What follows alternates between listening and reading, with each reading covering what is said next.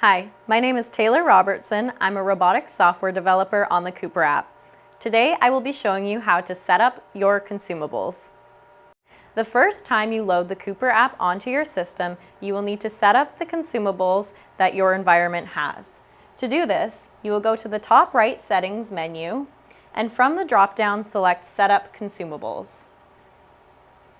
This will provide you with three options you will need to select.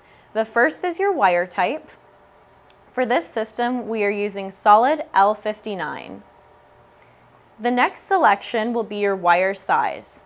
This drop-down will provide you the wire size available for your selected wire type. For this system, we are using 0.45-inch wire. The final selection will be your gas type.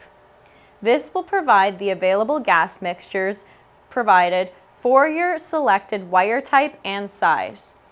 Here we are using 90-10, and those are your selections. Once you have made them, by selecting OK, you will load in the Lincoln Electric weld set database that creates all the weld procedures and schedules associated for your selected consumables. These will be available in your weld by numbers selection. And that is how you set up your consumables.